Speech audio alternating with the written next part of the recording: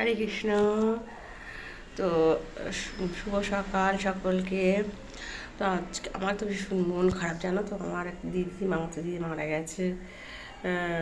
হঠাৎই মারা গেছে, কিভাবে কি মারা গেছে আমি তো কদিন আমার মানে আমি কিছু করতে পারছি না, এত আমার মনটা খারাপ।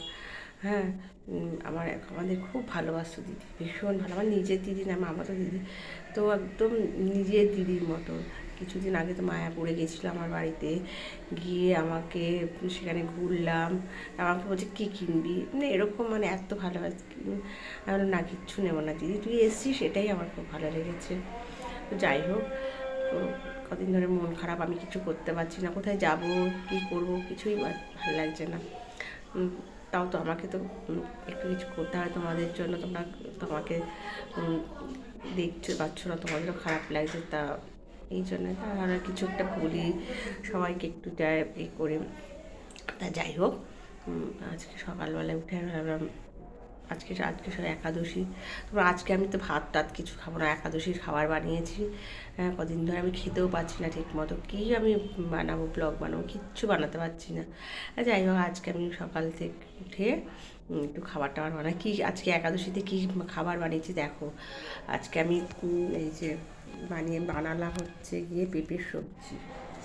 দেখো, পেঁপের তরকারি বানালাম, পেঁপের তরকারি, তারপরে ফুলকপি, আলু আর পনির দিয়ে সবজি বানালাম, আর কিনোয়া বানিয়েছি, কিনোয়া। আর স্যালাড তো আমি খাই, শশা খাওয়ার আগে একটু স্যালাড খাই, তোমরা জানো। তো যাই হোক, এই হচ্ছে ব্যাপার। সকালবেলা এখন ব্রেকফাস্ট করেছি, এখন বাজে যে 10টা, সকাল 10টা বাজে। এখন আমি খাচ্ছি কিনোয়া, একাদশীর খাবার খাচ্ছি। তোমরাও সকালবেলা কী কী খাও আমাকে একটু বলো। আচ্ছা, আজকে পাপ মোচনে একাদশী। আজকে নিরামিষ আমরা মানে একাদশীর দিন কোনো এই খাবার খাই না। যেসব খাবারে পাপ থাকে সেসব খাবার আমরা খেতে পারি না।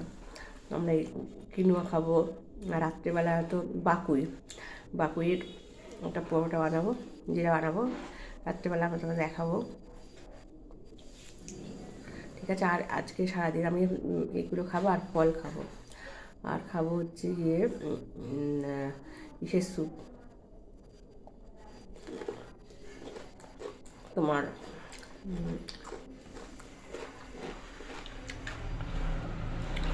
কী বলো, তরমুজের স্যুপ খাবো। ব্যাস, হরে কৃষ্ণ, আবার দেখা হবে।